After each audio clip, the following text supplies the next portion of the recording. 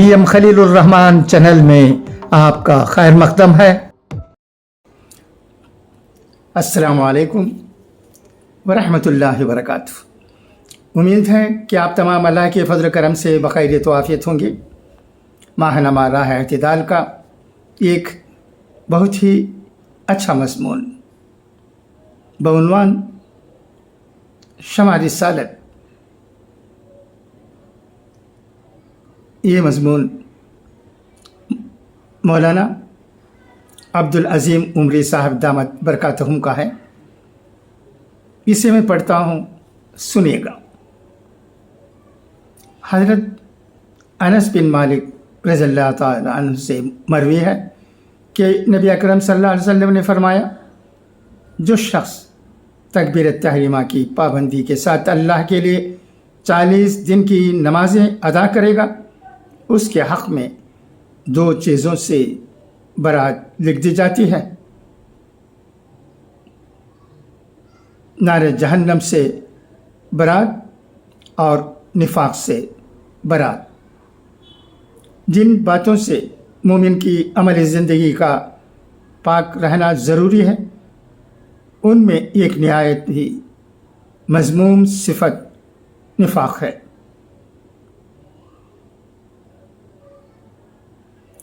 قرآن مجید نفاق کو بہت بڑا قلبی مرض اور کفر سے زیادہ خطرناک قرار دیتا ہے، جس کا لازمی نتیجہ ہے کہ اہل ایمان اس مذموم صفت کے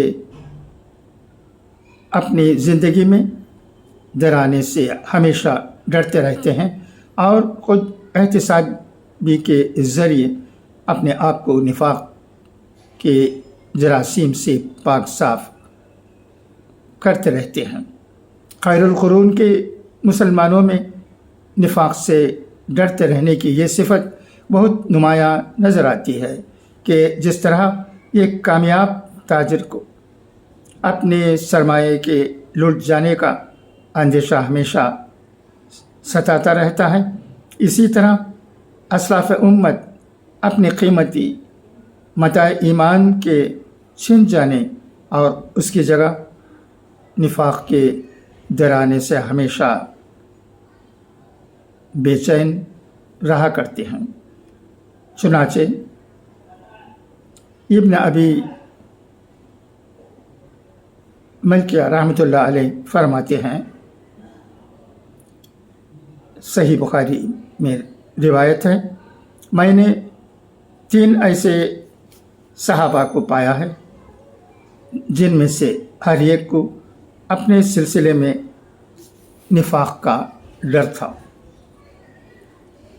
اور خود حضرت عمر بن خطاب رضی اللہ تعالیٰ عنہ کے سلسلے میں آتا ہے کہ ایک مرتبہ حضرت حذیفہ بن یمان سے پوچھنے لگے کہ کہیں ان منافقین کی فہرست میں میرا نام تو نہیں ہے جن کے نام اللہ کے نبی صلی اللہ علیہ وسلم نے آپ کو بتائے ہیں۔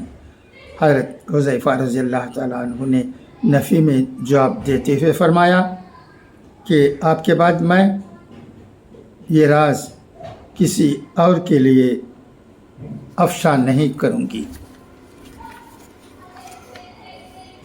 خود عہد نبوت میں نبی کریم صلی اللہ علیہ وسلم کے ہوتے ہوئے صحابہ کرام اس مذموم صفت سے کس قدر چوکنا رہتے تھے، اس کا اندازہ حضرت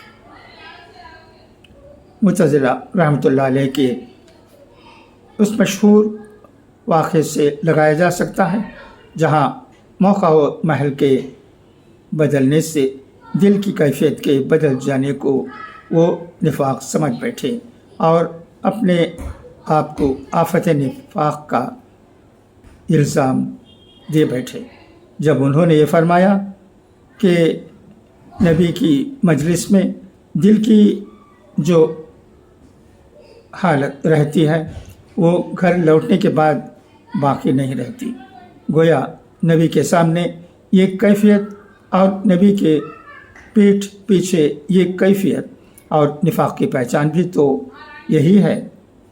नबी करीम सल्लल्लाहु अलैहि वसल्लम ने उन्हें इत्मीनान दिलाया कि दिलों की कैफियत की ये तब्दीली दरअसल बशरी तकाज़ा है, वरना अगर दिल हर वक्त और हमेशा मजबूत ईमान की हालत में रहे तो फिर इंसान फरिश्तों का हमनशीन बन जाएगा।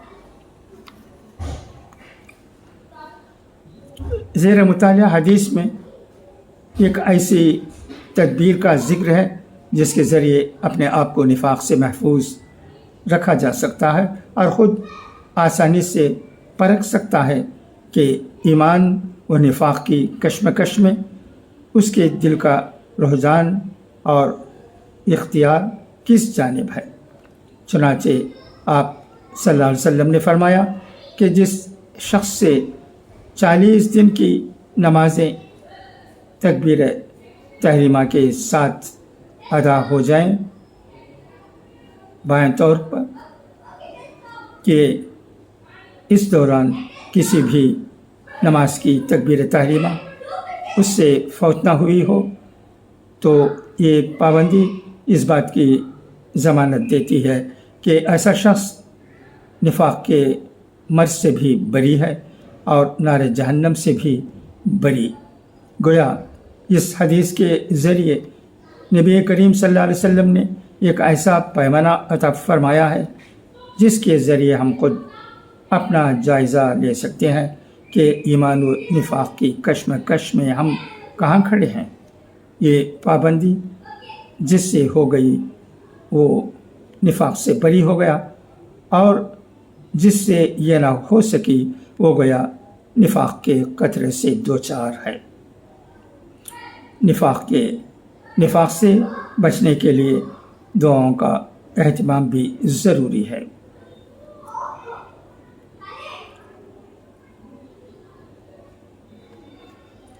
दुआ है, आय अल्लाह मेरे दिल को निफाक से, मेरे अमल को रिया से, मेरी ज़बान को झूठ से और मेरी आँखों को ख़यानत से पाक कर दे, क्योंकि तो ख़यानत करने वाली आँखों को जानता है और जो कुछ सीने दिल छुपाते हैं तो उसे भी जानता है। उम्मीद है कि माहनमा राह एतदाल में मौलाना अब्दुल अज़ीम उमरी साहब दामत बरकातहुम का लिखा हुआ ये मज़मून शमा रिसालत आपको पसंद आया होगा। इसे ज़्यादा से ज़्यादा फॉरवर्ड कीजिएगा ताकि ये अच्छी बातें लोगों के सामने भी आ सकें। यूँ तो राह एतदाल पढ़ने वाले बहुत मौजूद हैं, मगर बहुत से लोग ऐसे हैं जो राह एतदाल में शाया होने वाली अच्छी बातों को पढ़ नहीं सकते हैं। उनके लिए मैं अच्छे मज़ामीन को जो राह एतदाल में छपते हैं आपको पढ़कर सुनाता हूँ। ये मज़मून आपको कैसे लगा, अगर हो सका तो मतला कीजिएगा। शुक्रिया। अच्छा, तब इजाज़त, इंशाअल्लाह फिर मुलाकात होगी। खुदा हाफिज़, फ़ी अमानिल्लाह।